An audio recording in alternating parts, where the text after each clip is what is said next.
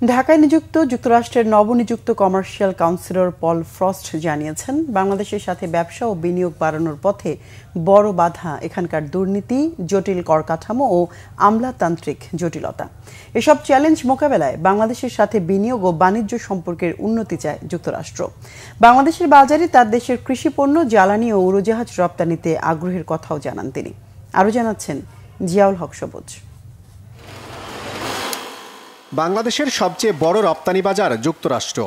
অর্থনৈতিকভাবে শক্তিশালী এই দেশটিতে বছরে গড়ে $7 বিলিয়ন পণ্য রপ্তানি করে বাংলাদেশ। বিপরীতে আমদানি হয় $1 বিলিয়ন।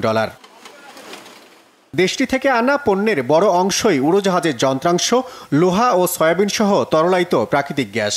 তবে দেশটি চায় বাণিজ্য ঘাটতি কমাতে আরও বেশি পরিমাণে উড়োজাহাজ ও কৃষিপণ্য বিক্রি করতে।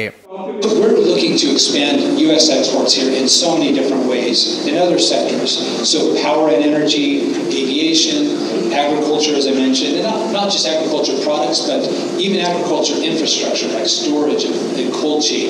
Those are so important for the future of Bangladesh. American chamber of commerce of Bangladesh AmCham আয়োজিত এই ভোজসভায় দেশটির নবনিযুক্ত কমার্শিয়াল কাউন্সিলর জানালেন, বাংলাদেশে বিনিয়োগ ও ব্যবসা বাড়াতে চিহ্নিত 3টি প্রতিবন্ধকতার কথা।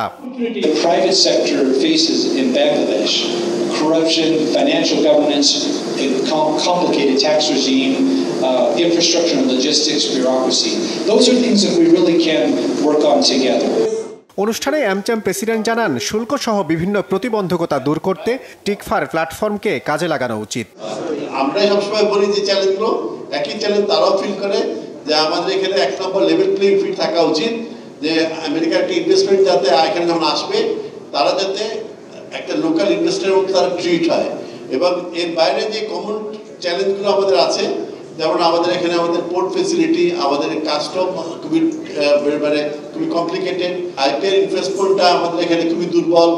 এই জিনিসগুলো যদি আমরা ঠিক করতে পারি তাহলে আমাদের মার্কিন কোম্পানি যেগুলো আছে তারা বাংলাদেশকে নিয়ে খুবই আগ্রহ প্রকাশ করেছে, তারা এখানে তাদের ইনভেস্টমেন্ট ডেফিনেটলি নিয়ে আসবে।